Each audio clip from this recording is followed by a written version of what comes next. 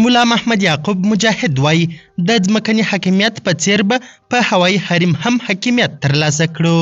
د اسلامي امارت د ملي دفاع وزیر مولوي محمد یعقوب مجاهد وایي لکه څنګه چې د هیواد په ارضي تمامیت بشپړ حاکمیت لرو، په لنډ وخت کې به په هوایي حریم هم حاکمیت ترلاسه کړو.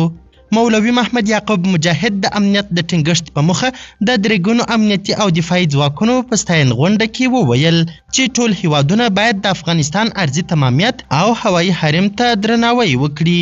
نوموړي پرته له دې چې د کوم هیواد نوم واخلي په اخطار سره یې زیاته کړه هر هغه هیواد چې زموږ خاورې ته په بې احترامۍ ګوري نو له شته امکاناتو څخه په استفادې سره به خپل غبرګون وښیو. موږ د هیچ چا فرمایشات نه منو، یوازې د خپل امیر اطاعت کوو. د اسلامي امارت د ملي دفاع وزیر په خپلو خبرو کې دغه راز وویل چې د هیواد وسایط، وسلې، الوتکې او پوځي ډګرونه خوندي او د اندېښنې وړ نه دي. ښاغلی مجاهد وایي هر هغه کس چې د وسایطو د ساتلو په برخه کې تشویش لري دا به د هغه مرض وي، ځکه داسې کسان هڅه کوي چې خلک پر موږ بې اعتباره کړي. مولوي محمد یعقوب مجاهد زیاتوي د افغانستان خاوره مو په کنټرول کې ده، نه پر کوم هیواد د یرغل اراده لرو او نه هم د چا امنیت خرابوو او نه هم نورو هیوادونو ته اجازه ورکوو چې د افغانستان پر وړاندې داسې یوه اراده ولري.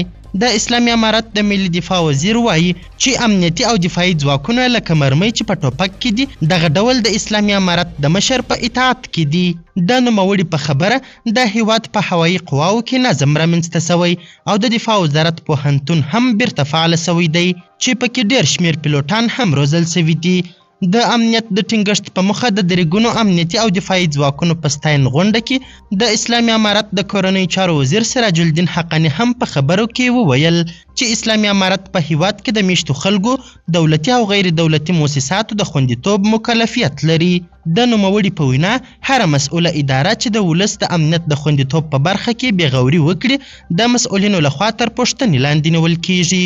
د اسلامي امارت د دفاع وزیر په داسې حال کې د هیواد د ارضي تمامیت او د هوایي کنټرول د ترلاسه کولو په اړه خبرې کوي چې پر افغانستان د اسلامي امارت له واکمنېدو وروسته د هیواد په یو شمېر ولایتونو کې بې پیلوټه الوتکې ګرځي. د اسلامي امارت چارواکو مخکې هم ویلي وه چې د اسلامي امارت حکومت داسې امکانات نه لري چې د افغانستان پر هوایي حریم د بې پیلوټه الوتکو د ګرځېدلو مخه ونیسي. قدرمنو لیدونکو د ویډیو له کتلو مو نړۍ مننه. د لا زیاتو او نورو لحظه پر لحظه خبرې مطالبه لپاره زموږ هم دغه مشال پریس یوټیوب چینل سبسکرایب کړئ. تر بیا او بلې ویډیو ښه وخت ښې چارې د الله په امان.